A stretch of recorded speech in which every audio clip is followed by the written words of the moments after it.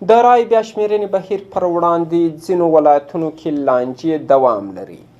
د هېواد په ځینو ولایتونو کې د رایو د بیا شمېرنې پر سر د ټاکنو د خپلواک کمیسیون او د معترضو کاندیدانو لانجه دوام لري.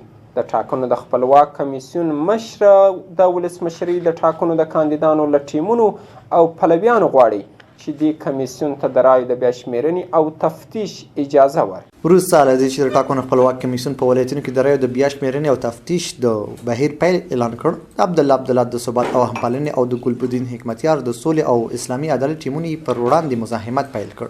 دا دواړه ډلې دا لري چې ټاکنې دوی ګټلې، خو دوی کمیسیون او د ولسمشر اشرف غني دولت جوړونکی ټیم په درغلنې تورنوي. د ولسي جرګې او مشرانو جرګې یو شمېر غړو پرون د ټاکنو له کمیسیون وغوښتل چې د تلې د شپږمې د ټاکنو لومړۍ پایلې ژر تر ژره اعلان کړي. عام خلک هم وایي چې روان مبهم حالت په تنګ کړي او غواړي چې کمیسیون د دوی د رایو نتیجه ډیر ژر اعلان کړي.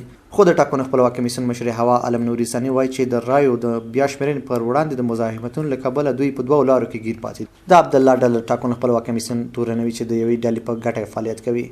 د دې ټیم ویان فریدین خوزون د میرمن نوري ثاني د غوښتنې په ځواب کې کمیسیون یو ځل بیا له قانونه په سرغړونو تورن کړ. ښاغلي خوزون د ثبات او همپالنې د ټیم پر غوښتنو یو ځل بیا ټینګار وکړ. نوموړې ډله غواړي هغه رایې باطلې شي چې د تلې له شپږمې مخکې او وروسته په بایومتریک دستګاو کې ثبت شوي وي. دوی د هغو څه کم 2.5 محلونه او د 1,30,630 نور رایو باطلېدل هم غواړي چې معلومات یې د دوی په وینا نیمګړي دي. خو د ټاکنو خپلواک کمیسیون مشره میرمن نوري ثاني وایي چې د شکایتونو د څېړنې لپاره قانوني بنسټونه شته. د ولسمشرۍ ټاکنې د تلې په شپږمه نیټه وشوې، خو حتی لومړنۍ پایلې د معترضینو ټیمونو د مخالفت له کبله لا هم اعلان شوي نه دي.